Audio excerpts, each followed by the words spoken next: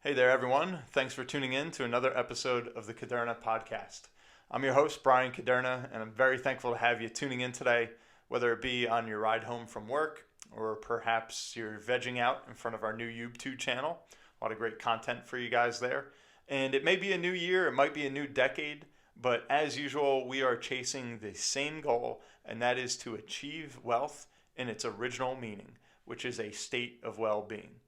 And this month's guest, which we'll feature today, is perhaps no one more fitting than him, and that is Tom Corley. So I would consider Tom a close friend as well as a business mentor. And having shared several mutual clients over the past 10 years or so, I can certainly attest to his technical know how as well as his ability to connect with people on a higher level. So if you're not familiar with Tom, as he speaks pretty much around the globe at this point, allow me to give you just a brief bio. I'll do my best to summarize, but as you're going to see, there's quite a bit of content that we can touch on. So, Tom Corley is an internationally recognized authority on habits and wealth creation. His inspiring keynote addresses cover success habits of the rich, failure habits of the poor, and cutting edge change strategies, which we'll get into momentarily. Tom has spoken alongside business icons such as Mark Victor Hansen, Richard Branson, or Sir Richard Branson, I should say, Robin Sharma, and Dr. Daniel Amen, amongst many others. So Tom conducted an exhaustive 5-year study on the rich and the poor, in particular the ultra-rich and those actually below the poverty line, and identified over 300 daily habits that make them who they are. This study essentially looked at what separates the haves and the have-nots and eventually became the launchpad to his best-selling books, which include Rich Habits, Rich Kids, Change Your Habits, Change Your Life, and Rich Habits, Poor Habits. In addition, Tom has appeared on CBS Evening News, The Dave Ramsey Show, CNN, MSN Money, USA Today. I could go on and on here. And he's now speaking in over 25 different countries, lately in Australia, and does obviously quite a bit to keep busy. But by trade, Tom is a CPA as well as a CFP and holds a master's degree in taxation while heading up his financial firm here in New Jersey. So I'm very happy to have Tom joining us over the airwaves as we cover a lot of different things here, in particular how to help you find your passion and how to achieve that passion and convert that into something that's both financially rewarding and, more importantly, intrinsically rewarding. So without further ado, let's welcome Tom Corley. The Kuderna Podcast. The Kuderna Podcast.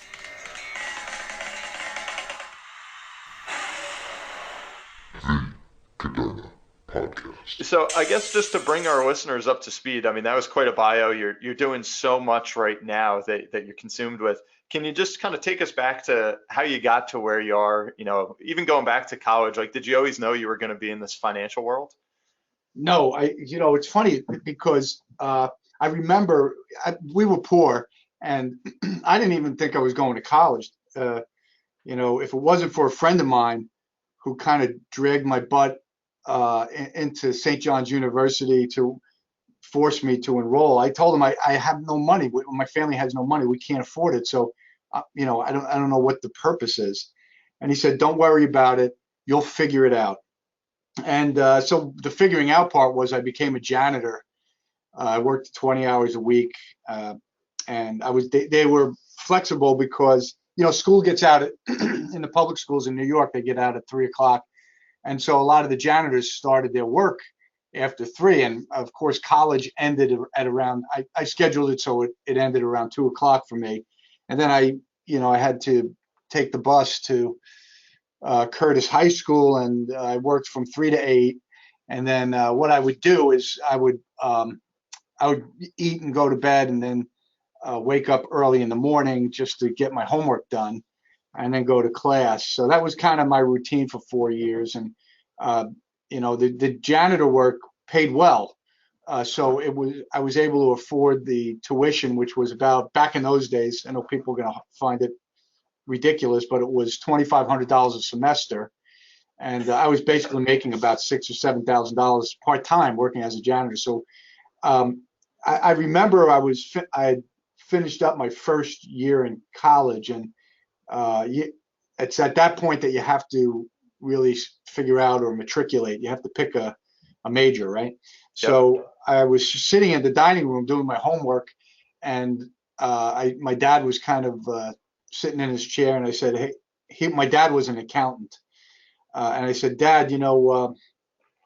I've got to pick a major, and I don't know what to do." And he said, "Oh, become an accountant. You'll never starve." And he was right. The only reason we were poor, to be perfectly honest with you, it's a long story. It could be an entire episode, but the main reason was we had 11 in our family, and even my father working as an accountant, which it just wasn't. He didn't make a lot of money, so But when he told me that, I said, he's right. As an accountant, it's a career, and I'll never starve. What he didn't tell me was you probably never get rich either. So I ended up taking my ladder and putting it on my father's wall, and I climbed it for most of my career. I got a job working at Arthur Anderson, and I hated it, Brian. I mean, I hated every minute of every day for 4 years. I hated This was it. right after college. Yeah, I kind of stumbled after college, but I got my footing, and then I got back on track and started studying for the CPA exam. And because I had passed a couple of parts, Arthur Anderson was interested because none of the staff that they had any of the parts, so they were kind of desperate for somebody who was going to be a CPA. So I got a job working they gave me a choice. They said, what do you want to do? You want to pick audit? At the time it was called consulting, but it was really IT, or tax. And I said, tax sounds like a good profession. I had no idea. I saw at that spur of the moment, I just said, tax, Anyway, I went into their tax department, Okay. and it was the god awful most boring job in the world. And the only thing I liked about it was the clients. I loved being around the clients, but they work you like a dog, and you never really have a life. So it was just Yeah. it just wasn't for me. And so then In I those said, early years, well, it sounded like you were doing more of kind of what you felt like you had to do as opposed to where you really wanted to be at that point in well, time. it's an important point, because one of the rich habits, one of the things that I found in my study was a lot of the self-made millionaires, they took their ladder and they put it on their wall. They pursued something that they were passionate about, particularly the dreamer entrepreneurs. And we're going to get into the 4 paths to wealth, but the dreamer entrepreneurs, they pursued something that they wanted to do. And that was important. I didn't. And when you don't, it reflects lack of passion, because that's what is the byproduct when you're doing something that somebody else thinks you should be doing. The lack of passion, motivation shows up in your paycheck. You just don't put in the hours of practice and reading that you need to be really expert at what you do. You just do what you have to do to get by. And so I kind of did that. And I said, I'm gonna amp this up. I do like tax consulting. It's a technical skill. Maybe I didn't know what it was called back then, but it was pursuing the virtuoso path, which is another path we'll talk about. I decided to go to graduate school at night and get my master's degree in taxation. I figured if I had a master's degree in taxation, I would be valuable to whoever, and I could make more more money. And I was right. I became very expert in tax, and ended up getting a job at a big multinational company. They were going to go public, so it was a great opportunity. I was going to help run the tax department. Me and this other person who came from Revlon. He would be my boss, but he was a great guy, and we were going to run the tax department. We had like about 300 or 400 people underneath us, so it was going to be awesome. But they never went public because they lost money, and it took a couple of years for them to recover, and so that never happened. So anyway, that climbing the corporate ladder, the climber path, which was another path I guess I was pursuing, that didn't pan out for me. I ended up, we took our tax department and outsourced it. And what we did is I had been at a seminar, and there was a trend going on where the big companies were outsourcing a lot of their tax work to the big firms. And I said to my boss, why don't we outsource ourselves? And because, the company that we worked for, they were always looking to cut back on personnel. So we talked them into it, and we started a CPA firm where we did nothing but large corporate tax compliance. We had Revlon, we had Merck, we had a lot of big clients, and we did all of their tax compliance and their tax provision. And it was a lot of work, and it was a decent job. We were doing pretty well for ourselves. But one of my clients hired me because they needed to do something called an E&P study.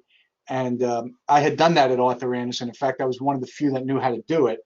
And so when he asked me if I knew how to do an E&P study, I told him, oh, you must be selling your business. And he was publicly held. So he said, well, nobody's supposed to know that. How did you figure that out? And I explained it to him. What is that, just for some people that might not be familiar? When you're a big company, when you're doing a merger and acquisition, or you're going to sell a business segment, an E&P study essentially tracks your earnings and profit for that segment. Because when you do the disposition, if you don't have any earnings, the transaction could be tax, there could be no tax cost to it, right? There's no, the way that the tax law works is whenever you sell a business, you have a capital gain. If you have any distributions that result, which is always the case usually in a sale, the distributions could be taxable if you have earnings and profit, or not taxable. So this was important to the shareholders who didn't want to be taxed on any redemption of their stock, right?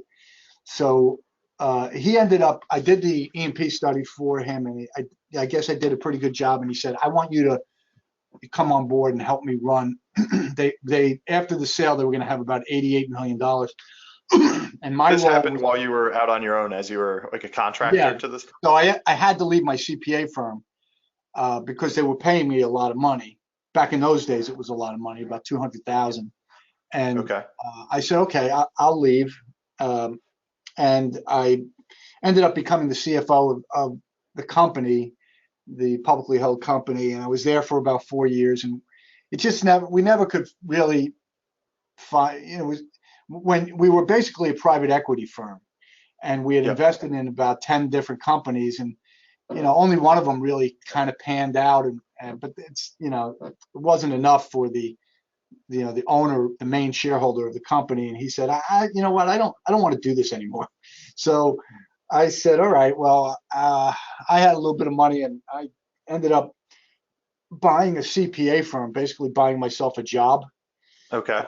And one of the reasons was that when I was the CFO of that publicly held company, they had relocated me twice, and they wanted me to relocate a third time. And I threw up my hands and I said, I'm done. I'm not relocating anymore. I'm not going to go to Vero Beach, Florida, where they wanted me to go. I said, my wife, I don't see my wife and my kids as is, and I can't do this to them. So I ended up leaving and bought a CPA firm. And almost out of the gate, Bryan, back in 2004, a client, a business client of ours that had been with us for a while, even his father had been with us. They had owned an auto body shop, and the son had taken it over, and he had been running it for a number of years.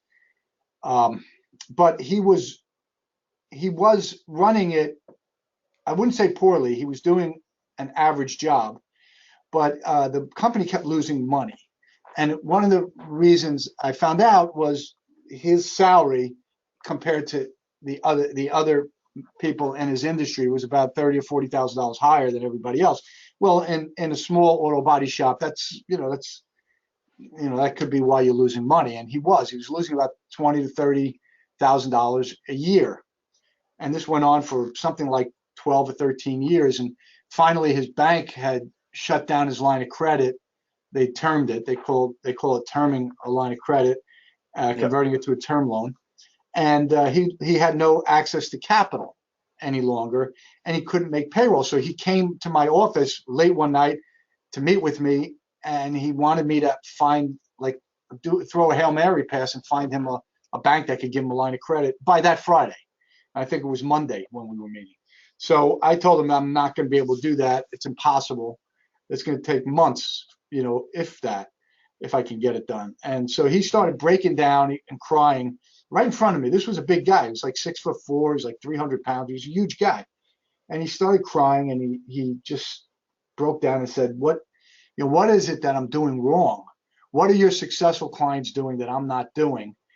And so I started investigating it. And I asked him, as I got into the nitty gritty of his business, I asked him, hey, your salary is like $30,000 or $40,000 higher than the average salary of the other people, owners in your business. How come? And so we were having lunch, and we were having a couple of beers, and I guess alcohol loosens lips, right? So he confided to me that every Wednesday he hired a prostitute, and he bought her dinner. They went out to dinner. They had a bunch of wine. That was his Wednesday night. He was divorced. He had been divorced for a little while, and this was his outlet. I don't know, but that cost him like $1,000. Oh my It cost him like $1,000 a week. That'll do it to you. I did the math. I said, no wonder he needs $40,000 more a year. I said, he has this, one character flaw. So I said, Jesus, maybe there's more to this than meets the eye on why people fail in life. So I started doing a study. And so that was in 2004. That's kind of what. Yeah. That was like the genesis of this. Yeah, I started studying wealthy people, and I kept going for like 3 years on the wealthy people. I finished. I raised the white flag after I think 233 wealthy people. That's why the number is so odd. I just said enough is enough. And then I remember coming home. I told my wife, hey, I finished that. That study that I was working on why rich people are rich, and I was asking them all these questions. I had like 144 questions I was asking them about their lives. I wanted to find out what they did from the minute they woke up in the morning to the minute they went to bed. So I had these 144 questions that kind of covered everything. And I told her that, and she said, that's great. Now that you know what to do, what are the poor people doing that makes them poor? And so I remember it was like an epiphany. It was like a light bulb moment. And I said, Christ, it's not enough to know success habits or what to do.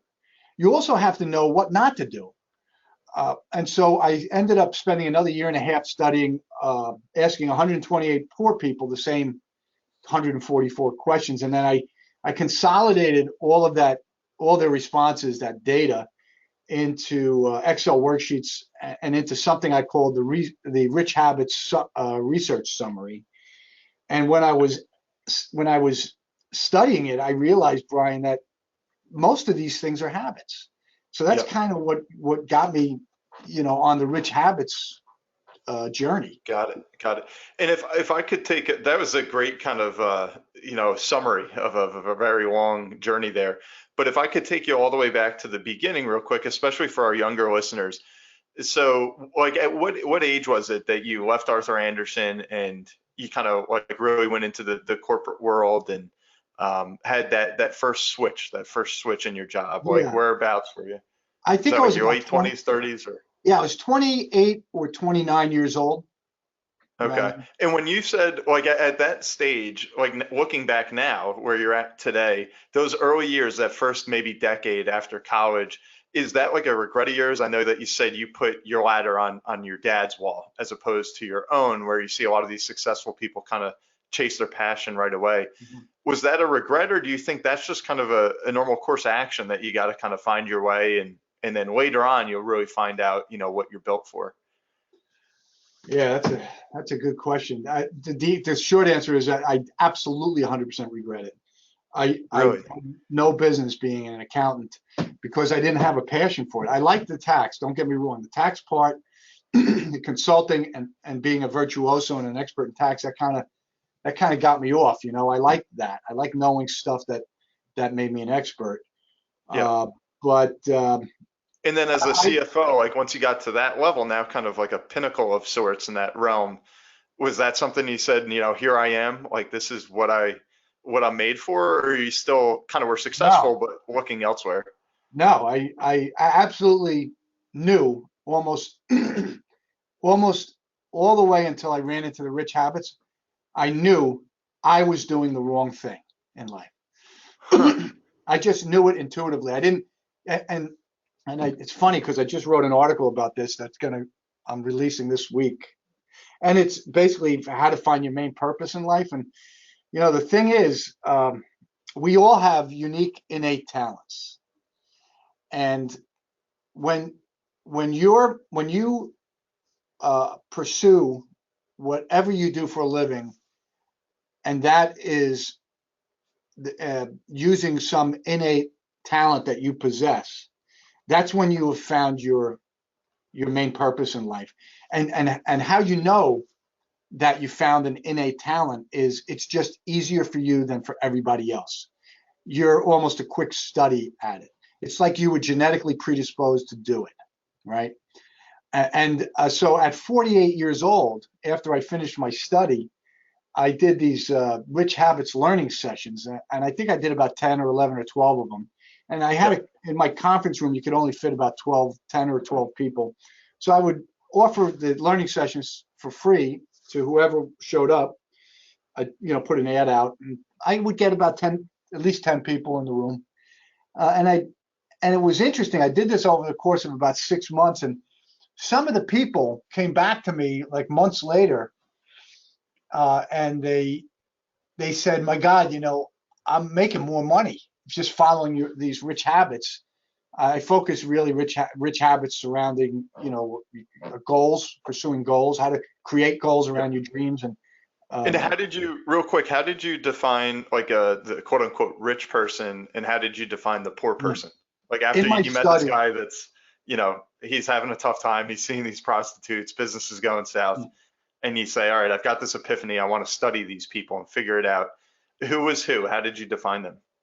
well, that's another good question. So I had to lean on the CPA financial planning industry so I kind of looked at WealthX puts out a report every year, and some other organizations put out reports on who's wealthy, what's wealth. The IRS, the Tax Foundation puts out a report that on IRS data on who the top 5% are, and so I looked at all that stuff and I said, well, it looks like to be considered wealthy, you really have to pass two tests. One is you have to have about 3.2 million in net liquid wealth, whatever you want to, net investable assets, we call them in the financial planning industry.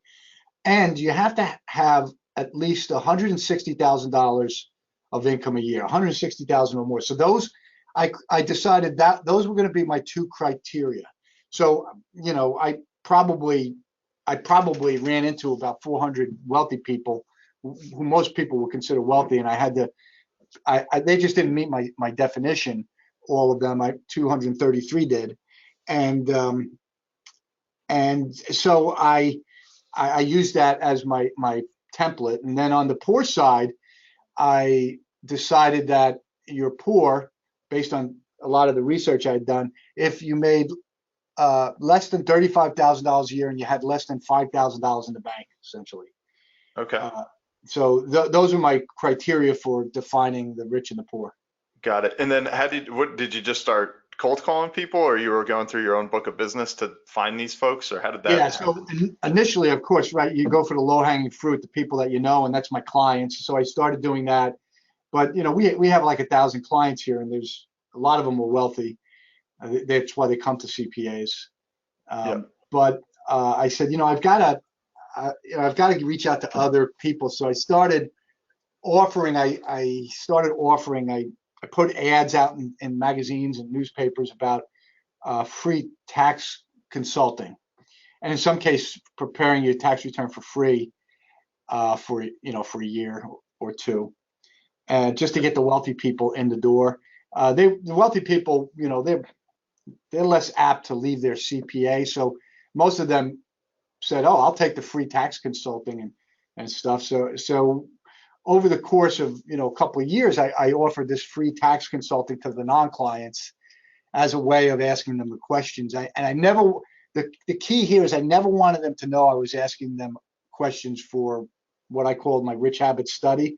I wanted it to be a blind study because Really? So what I you were found, you were asking these questions, kind of taking mental notes without them knowing not where just it was mental going. notes. I had a process. I had sheets of paper, and I would write down the answers to different questions. So I might hit them, on one phone call or one meeting. I might get 5 or 6 or 7 or 8 or 9 or 10 answers. And then another phone call, I might get more. And so I kind of, that's why it took so long. And the average millionaire, it took me like a year and a half to get through all the questions, right? So, and then it took like 18 months because you can imagine I had all of this information on sheets of paper. I had to bring it into an Excel worksheet and categorize it somehow. And that's, that took so long, the analysis part. But anyway, Wow. so I did, Oh, that's I pretty did it. cool. Yeah, it's And then pretty this cool. study, this became your first book, correct? Rich Habits, Poor Habits? Yeah, and so this is where it Yeah. kind of gets cool. So one of the people in my learning sessions, more than one, but one of them actually said, "You've got to write a book on this because I just made an extra $100,000 following, your rich habits that I was teaching." And I said, "Wow, that's amazing." And then another guy said, "I made an extra like 50,000." Another woman said she made like 40,000. I said, "Wow, this is weird. These things actually do work." Um, so and I knew they worked, Brian, because I was following some of the rich habits, particularly the ones around calorie restriction and exercise and stuff like that. I was always an athlete, but when you're working around the clock, sometimes exercise becomes it gets put on the shelf. So Yep. I had ballooned up to like 212 pounds. I remember it was in July of 2007, and I used what I call the tracking schedule that one of the millionaires in my study had sent me on Excel. I modified it so I could use it, and I followed this tracking schedule from July '07 until February of '08. And what it did is it basically tracked every day. It tracked how many calories you eat for breakfast, lunch, and dinner, and how much exercise in terms of minutes you engaged in aerobic exercise primarily, but then I added weightlifting because I lift weights, and Okay. so I So I these used that. habits relating to calories and to exercise, they Yeah, were real ones that stuck out to you on rich versus poor. yeah, those. I mean, that to me that was something that I felt was one of the rich habits that you could see results from pretty quickly. Because most of the rich habits take years and years, particularly the ones surrounding building wealth. Oh, they can take as long as 32 years to build the wealth that makes you a millionaire. In my study, anyway. But it worked. I went down. I went from 212 pounds down to 174 pounds, Wow. and I said, "Holy crap, this stuff does work." So I became like, ironically, one of the devotees to my own rich habits study.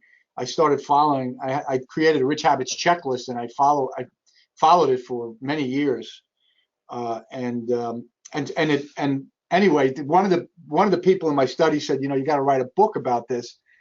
And I said, I never wrote a book before. I don't even know where to start. So my rule of thumb is always, if I don't know something, if I'm starting from scratch, read 3 books on it. So I read 3 books on how to write a book, and I came to the conclusion after doing all that reading that it was a lot easier to write a book than it was to study for and pass the CPA exam. I bet. So it took me it took me 2 tries and 18 months to get what became Rich Habits finished. And I couldn't find a publisher. I went to 144 literary agents. They all turned me down.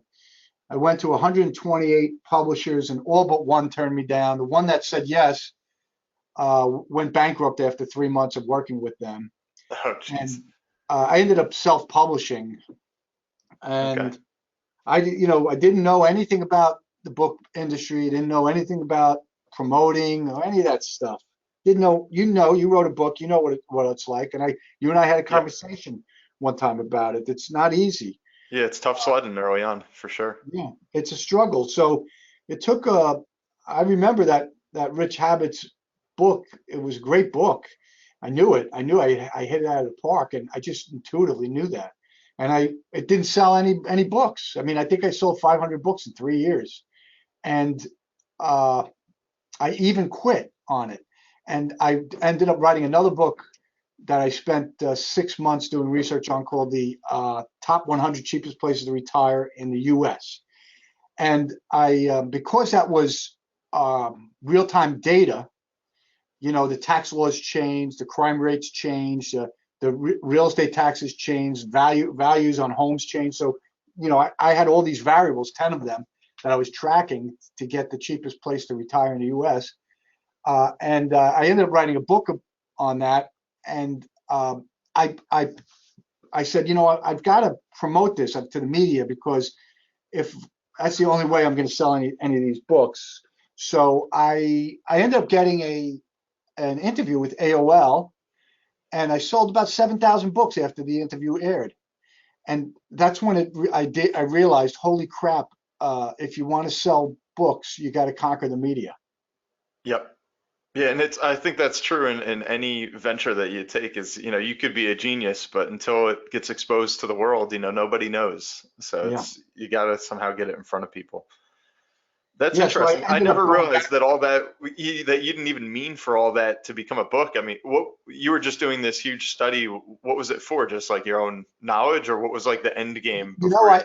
we were rich when I grew up, my family, my dad was, we were very wealthy. He was a very successful businessman. And then he lost everything overnight. I think I was in the 3rd grade when it happened. And so we became poor literally overnight.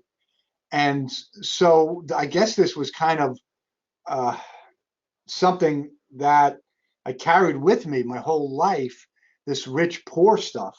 And when that business client of mine came into the office and broke down and started crying, it stirred the emotions inside me, and I guess it rekindled all of these Wow. old feelings that I had from. Feels like deja vu all over again. Yeah. Yeah, so I said, I've got to find out what the hell causes people to be rich and poor. I said, I'm not going to stop until I find the answer, and I didn't, Hmm. and I found the And answer.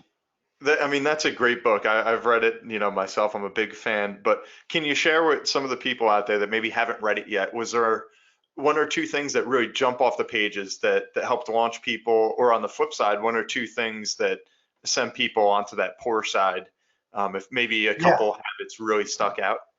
So this kind of dovetails into what we were talking about initially. Is I discovered in my research that there were, and I think this is maybe the most profound discovery in my space, in the self-improvement space industry. And it's that there's more than one way to get wealthy. And I actually identified 4 paths to wealth. There's the saver investor path, which you and I kind of deal with on a day-to-day basis with our financial planning businesses, right? Yep. It's people that save money and then prudently and consistently invest that money. And then there's the big company path, this what I call the climber path, the senior executive path. These are people, and you and I both know a lot of these people who work for big companies, and they climb the ladder and they reach, the upper echelons, and like 80% of their compensation is stock compensation, and that 80% of their wealth is stock compensation. And then there's what I call the virtuoso path. This is the path that I was on for a little, for a large part of my life. And this is becoming the best at what you do, whatever it is that you do, becoming an expert in it. And that means you have to not only have expertise in terms of knowledge, you have to have expertise in terms of your skill set. And so, the knowledge part means you got to have certain rich habits every day, like reading to learn 30 to 60 minutes a day. It could mean practicing, deliberate practice, analytical practice if it's skill-based. So you have to maybe devote 2 or 3 or 4 hours a day to practicing your skills over and over again. So each one of these paths, and the last path is the dreamer entrepreneur path, which is kind of what I'm on right now. But each one, what's interesting is each one of these paths has specific rich habits, and not every person is right for each path. So, for example, I'm not right for the saver investor path. It's just not in my DNA. I'm probably more right for the virtuoso and certainly for the dreamer entrepreneur path. And I found out the hard way, I'm not right for the big company senior executive path. I couldn't stand that. So everybody's personality is different. And so the path, I think the problem is people, like I said, put their ladder on somebody else's wall. They might pursue a path that's just not right for their personality type. Got it. And I think that's a great point because so many people listen to our show, and a lot of the conversations we have is about entrepreneurship and ideas and kind of pursuing that passion. So you're saying, that it doesn't have to always be kind of like what you read about in a book. Like you could be a teacher, a police officer, someone in the W-2 world, and maybe you just take that other path of that saver investor path to try and get to that wealthy stage. Yeah. I mean, as you know, and the saver investor path is really great for people who are really risk averse. They grew up in, whatever their background and their upbringing, where their parents were afraid of taking risk, and so you develop habits in that environment that are perfect for being a saver investor. You're frugal, you live below your means, you save money consistently, and then there are people that are raised in families where maybe one or more parents work for a big company, and you say, well, that's the path. I have clients that the father was a senior executive for a big multinational company. Guess what his kid's doing now? He's a senior executive at a big multinational company, doing just as well as his father did. So we typically follow the paths that our parents kind of guide us down. And sometimes it's right and sometimes it's wrong. In my case, I have to assume my father hated being an accountant because I don't like the accounting part of my life. I don't like sitting behind a desk for 10 hours a day, punching in a keyboard and that kind of stuff. I hate it. I like being out and about and talking to people and teaching people and building relationships and things like that. And so so I know my father didn't like his accounting. He couldn't have because it's in my genes. Yeah. So you have to, kind of find out what your upbringing is, you got to fit yourself into the right circle. If you don't, it's going to show up in your paycheck. You're just not going to like what you do for a living. And Tom, a quick question. So let's say somebody's on one of these paths and they're saying, you know what, I'm here right now, but I want to be somewhere else. This isn't just doing it for me. What would you say to someone that says, all right, I know I want to make a switch. Should they kind of take that, burn the ships mentality of I'm going to jump, off the ledge and go to this new thing that I think is my passion and there's no way out, I'm going all in? Or do you promote or condone more of kind of a slow and steady segue from where you're at right now, the family's comfortable, paycheck is there, and then kind of baby step, over to that new venture? Which Yeah. what do you think people should do when they have that epiphany? Yeah, it's completely unrealistic to jump ship. You have to live in the real world. The real world is you need that paycheck, right? So you've got to do that 9 to 5 job. You got to do your work, and then you've got the mornings, you've got night, and you've got the weekends. I wrote Rich. I did my study and I wrote Rich Habits, all from 4:30 in the morning, pretty much, at least the book part, from 4:30 in the morning to 7 in the morning, and then from 8 at night to about 9:30 to 10 at night. I wrote Rich Habits during those hours Okay. because I was And now running. are the kids out of the house at this point, if you don't mind, or like what stage of life No, was that? they were. So that's a good point, right? I still had Brendan, my oldest. He had just started college when I started writing Rich Habits, and my girls were kind of getting up there in high school. So we didn't have as much of the weekend commitment to stuff and nighttime commitment. Sometimes you got to go to baseball practice after work. Well, you can't write a book while you're sitting in baseball while you're coaching your son's team or your girl's soccer team, right? After Yep. work. So yeah, you got to live within the confines of your life. So maybe you can't do it after work. Maybe the only time to do it, as I found the best time, was early in the morning because my kids and my wife weren't waking up until 7 in the morning. And at 7 in the morning, trust me, Brian, at 7 in the morning, my wife was screaming down the basement, "Come out of your hole! You got to help me with the kids and whatever." So I guess my point was I had less of that because the kids were a little bit older.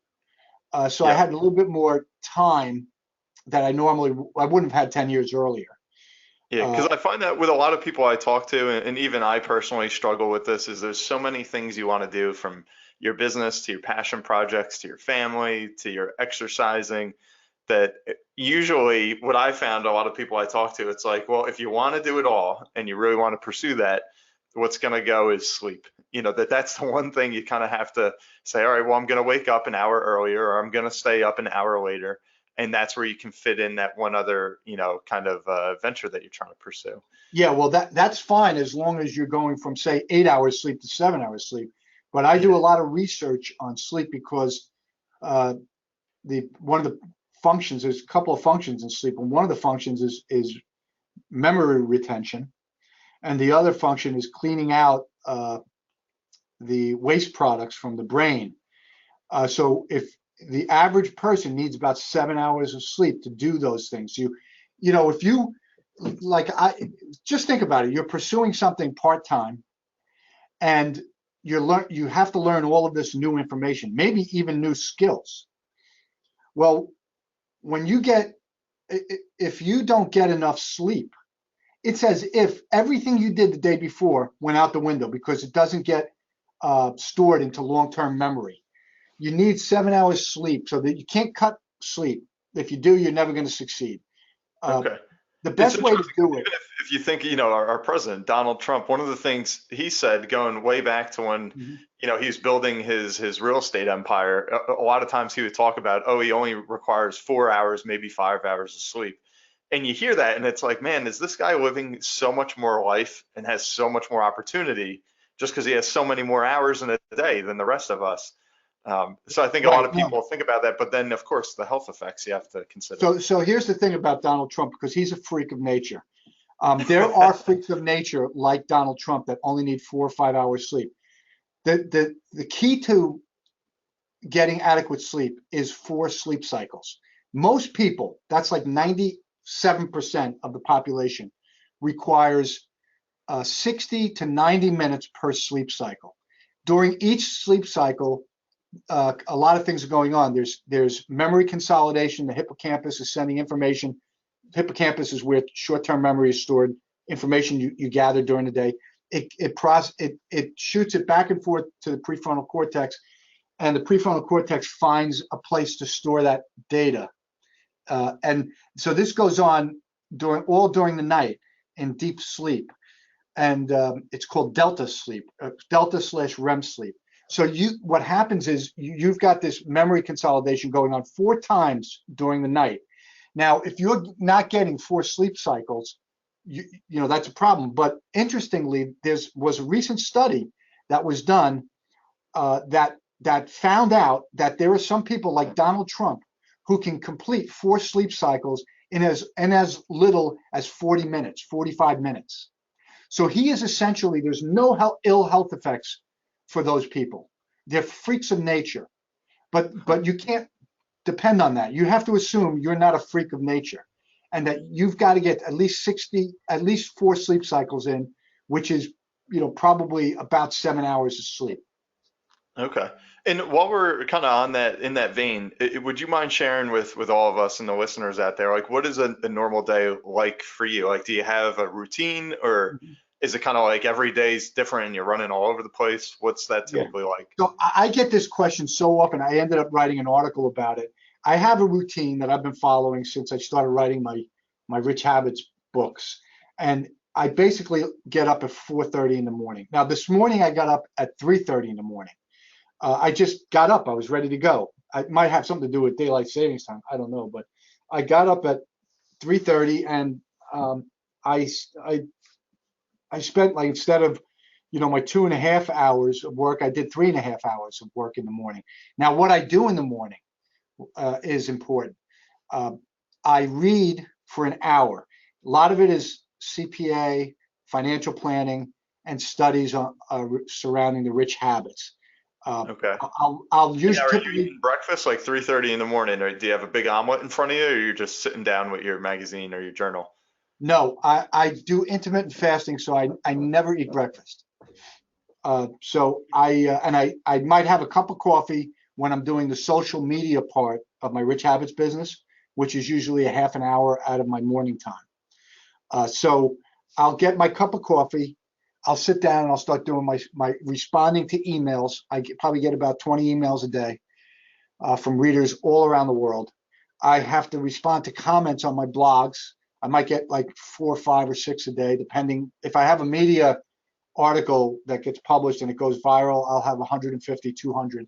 So I always have to earmark more time when that happens, and it does happen, 3 or 4 times a year. And so I kind of have a routine where I'm reading, I'm writing, I'm reading / studying, I'm writing, I'm responding to my Rich Habits followers and via email, social media, and stuff like that. And then at 7 o'clock, I stop everything and I go to the gym. I run 4 or 5 days a week, and I lift 2 to 3 days a week. So Okay. 7 o'clock to 8 in the morning is when I do that. And then I head off to work, which is here in Aberdeen. So that's like a 25-minute commute. And then I'm usually in the office at 9:10 or something like that. Okay, so And you've had a I pretty do my full day so CPA. far already. What's And that? then I said you've had a pretty full day already, and then it's 9 o'clock in the morning. Yeah, well, And you have, here's the cool thing, Brian. It doesn't even feel like work to me because I love doing it so much. And this that's is great. why finding your main purpose in life is really the fast track to becoming wealthy and successful. Those 3.5 hours fly by. I can't. The reason I can get up at 4:30 in the morning is because I can't wait to get up at 4:30 in the morning. I can't wait to start reading stuff that's going to help me with my Rich Habits and business. And now that my Rich Habits and CPA and financial planning business is kind of all integrated, I just can't wait to get up in the morning. I found my main purpose in life at age 48, and I consider myself lucky because most people never find it. Yep. Yeah, definitely. Better late than never. And I think it's true. A lot of people you get stuck in a mold, and it's hard to break that sometimes. So what would like your overarching message be? I think it was really nice how you broke down these 4 paths here, which again were the saver investor path, the big company path, and then the virtuoso or expert kind of path, and then the dreamer path. So would your big message be, for each individual, find out what path is your calling? Is that the message here? Yeah, I think that's where it all begins, and I think probably the most profound discovery I made in my rich habits, besides the rich habits and the poor habits. I think that's because if you can have all the rich habits in the world, right, Brian, and be doing something you hate and not really get anywhere, because to be honest with you, you're not going to be devoting yourself to some of the rich habits that you should be engaging in, like the reading, the deliberate and analytical practice that for skill-based uh, careers. So you're just gonna feel like a fish out of water. That's a good way to put it. And you're not gonna really make a lot of money. So you got to get it right out of the gate. And when I say out of the gate, boy, if you can get it right out of college, I'm convinced there's absolutely 100% that you're going to become a multimillionaire. 100%. But most people don't get it right out of the gate. It took me until age 48 to get it right. So it's going to take some time. It's going to take some experimentation. That's why I'm a big advocate for experimenting, doing it on the side in the mornings. Experiment on something new, something outside your comfort zone, something, if you're a CPA, what's the opposite of being a CPA? Being a writer, right? So that was really uncomfortable for me. But man, I discovered that I had an innate talent. I just was naturally gifted at writing. I had no clue.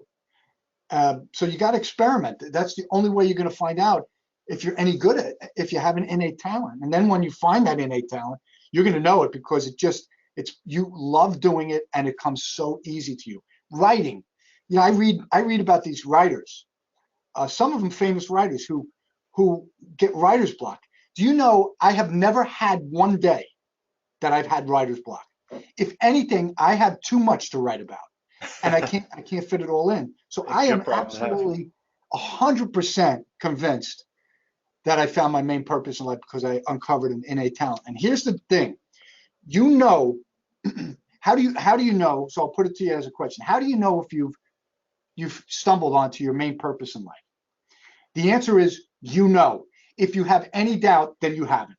The answer is you haven't stumbled on your main purpose in life. You just absolutely intuitively know that what you're doing is the right thing to do, and nobody can tell you otherwise. I like that. That's very well said.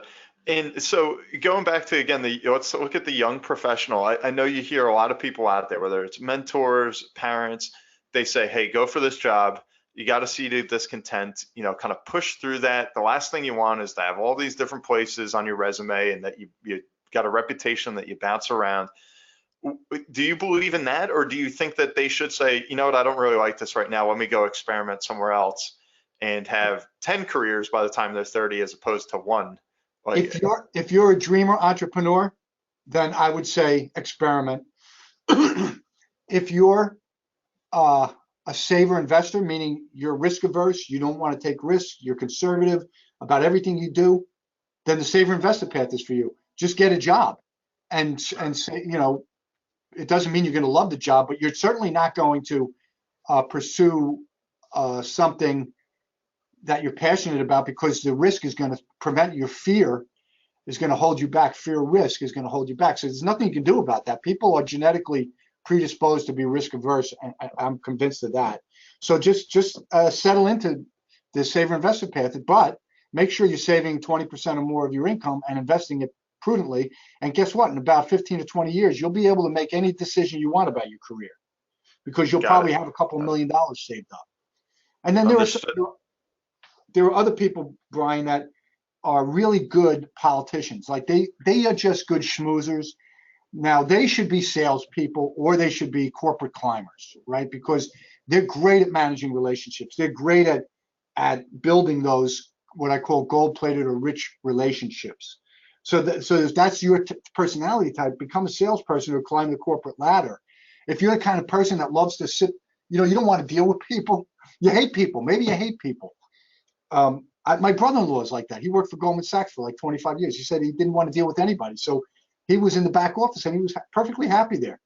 Well, then you should become a virtuoso. This way, And do you find, real quick, do you find people maybe shift on these paths? Because I think as we're having this conversation, I even think about myself where I would say I'm definitely in that dreamer or virtuoso space where I'm always on to a new venture, whether it's within my financial business, my financial advisory practice, or the podcast or the books or the writing or real estate. But then there are days where I'm like, you know what? I wish I could just kind of wake up, have somebody tell me what to do for the next 3 hours, and then, get my paycheck and be like, all right, that was easy enough. Do you ever yeah. crave those days, or is that normal? Oh my God, the stress. I can't. This is a whole nother podcast, but I have to tell you, the you know, even though I found my main purpose in life, it's been a walk through hell. I wouldn't wish this journey on my worst enemy. I really wouldn't. But I love it. And it's, the thing is, I'm never going to stop doing it. I'll do it till the day I die. But yeah, of course I do. But I know the thing is, you're never going to go from being a saver investor type to a dreamer entrepreneur type.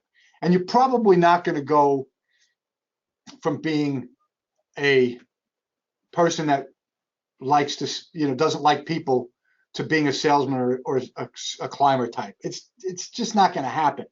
I doubt that you're going to change during your life, but you can change from being a virtuoso to an entrepreneur type. You can change from being a virtuoso to being a saver investor, right? Because that's not a far cry, right? You can say, well, you know what? I'm actually probably a lot of virtuosos are also saver investors. They're probably the two that are most directly linked. And I would say the climber path, the CEO climber path, and the entrepreneur dreamer path are probably closely linked.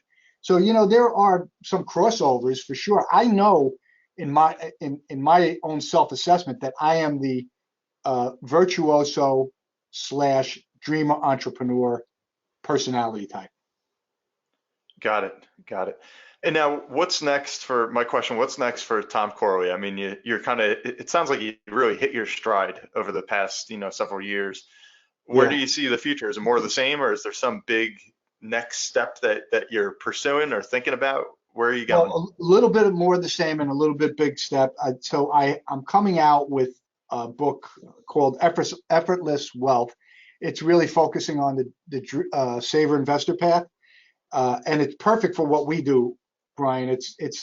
We cater to people who have some net investable assets that they've accumulated over their lifetime. So that book is all about how to become a multimillionaire through the saver investor path. And what I love about it is it's the path that doesn't require that you take significant risks. It doesn't require that you have any expert skills. Doesn't require that you work 100 hours a week. So, that's the effortless part, if you will, of becoming wealthy. And the other thing I'm doing is I've been more and more every year I get requests for speaking engagements. And after I do the speaking engagement, they always ask me back and I get paid for it. I get paid a lot of money, but I haven't pursued it as a revenue stream, So 2020, I'm going to really turn that revenue stream on. I'm going to go out there and I'm going to become a real, one of those speakers that you see like Robin Sharma or Dr. Daniel Amen. I'm going to be Okay. doing probably my goal is to get up to about 100 speaking engagements a year. And do So you do that just out of curiosity? Do you do that with a PR person or a PR team, or is that's all just fed off of itself organically? up until this point, it's been just me, and the number of paid speaking engagements rises and falls depending on the media publicity that I get, and I'm in the media all the time, but not every thing goes viral. The ones that do go viral, I'll get 4 or 5 requests in 1 week to speak. So great. what I've done that's different is I've hired a speaking coach, not to help me speak because I actually am a better speaker than the speaking coach. I've watched him, and it's another gift that I discovered that I have, an innate talent. So I need his help in helping me process this. How do you actually go about securing speaking engagements? He has a Rolodex, an envious Rolodex that he's willing to share with me. So, with his help, hopefully he'll be my speaker coach for the rest of my life. Okay. All right. That's great. And now, what I got to do, if we can kind of transition a little bit, this is what many of our listeners consider to be the favorite part of the show, and that's the lightning round. And Mhm. so, if you haven't listened recently, what we do, we just run through some quick questions with quick answers just to get to know you a little bit better and see kind of what makes you tick. So, you okay if we just dive right into that? Yeah, go ahead. All right. Awesome. So, for Tom Corley, ladies and gentlemen, what is your favorite book? Oh, The Greatest Salesman That Ever Lived All right. by And if Ogden you Bennett. got it. Yeah, I've heard that one before too. That's a good one. And if you had a quote to live by or a motto that you'd want to share with everyone, what would it be? Oh, it's I love the Winston Churchill quote where he says, "If you find yourself in hell, keep on walking until you walk the hell out of there." I love it. That's great. What's your favorite vacation or destination you've traveled to? I just love the Jersey Shore, Brian. I've been Really? everywhere. I've been to Australia. I've been to Vietnam. I've been to all over the place. The Jersey Shore is the best place in the world. Awesome. Okay. And considering all those travels, what's your favorite food or meal that you've had? Everywhere I go, steak seems to be my favorite meal. Steak. Okay. And we touched a little bit on this, but how much do you sleep at night? I get between 7.5 and 8 hours sleep. Okay. And who was your hero growing up as a kid? I had no hero. My hero now is J.C. Jobs, who's the main character in my books. I wish I had a hero, somebody to look up to, but I didn't. Okay. And what's your favorite movie of all time? Um, oh boy, that's a good one. I have so many of them, but people are gonna think I'm crazy. But I think Dumb and Dumber is one of the greatest movies I've ever seen. What a classic. I love it. And now, obviously, you're a CPA by trade, went into all these other paths that we've discussed. What was your favorite subject when you were growing up? Your favorite school subject? Marketing. Marketing. Okay. Yeah. All right. And that kind of concludes our talk today. Is there anything, any parting message that you'd like to leave with our listeners as they're tuning in every week and trying to find out which path is theirs and what ultimately is going to achieve their state of well-being and their state of wealth? Yeah. So the only way that you're going to get from point A to point B is by growing, and in order to grow, you have to learn. So I every day, like I said, I'm doing research every day. I put out a tip of the morning to you on richhabits.net. So, I mean, if you subscribe to richhabits.net, you're going to get the tip of the morning to you. And there's all sorts of other crap on there too.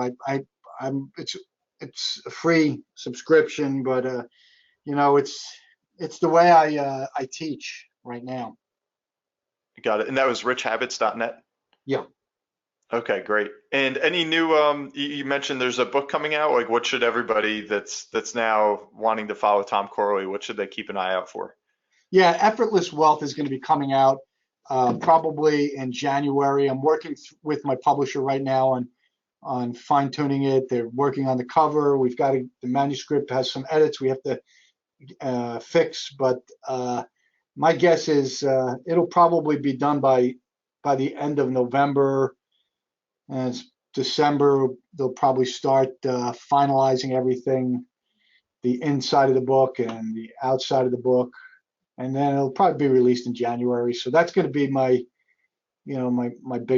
big thing. I usually write a book every 2 or 3 years, and this is Okay. it. And the cool thing about this book is I have three characters in the book. J.C. Jobs is one of them, but there's the rich neighbor and the poor neighbor. And the rich neighbor is my best friend from Staten Island, Tom Howie, who retired at age 52, a gazillionaire.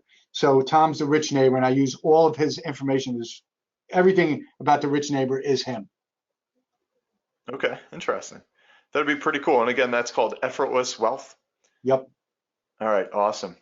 Well, it's been a real pleasure. Ladies and gentlemen, thank you for tuning in to the Kuderna podcast. I'm your host, Bryan Kuderna, and today we've had on the show Tom Corley. And thanks again for appearing on the show, Tom. Yeah, thanks, Brian. I appreciate it. All righty. And everyone else, keep tuning in, keep leaving us a good review, and we'll see you next week.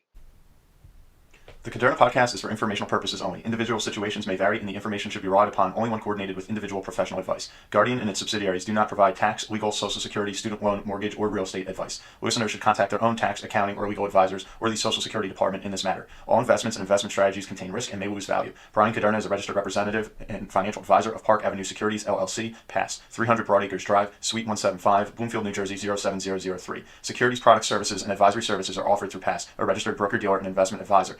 973-244-4420. Financial representative, the Guardian Life Insurance Company of America, Guardian, New York, New York. Pass is an indirect, wholly owned subsidiary of Guardian. Kuderna Financial Team and International Planning Alliance, LLC, are not affiliates or subsidiaries of Pass or Guardian. Kuderna Financial Team is a division of International Planning Alliance, LLC, a general agency of Guardian. Pass is a member of FINRA, SIPC. California Insurance License Number OK04194. Content of the Kuderna podcast is copyright of Bryan M. Kuderna, all rights reserved. Any redistribution or reproduction of part or all of the content in any form is prohibited without prior permission from the Kuderna podcast. The views and opinions expressed herein may not be those of Guardian Life Insurance Company of America, Guardian, or any of its subsidiaries or affiliates. Guardian does not verify and does not guarantee the accuracy or completeness of the information or opinions presented herein. Any third-party materials referenced cannot be endorsed or verified by Guardian and are used as the opinion of the author.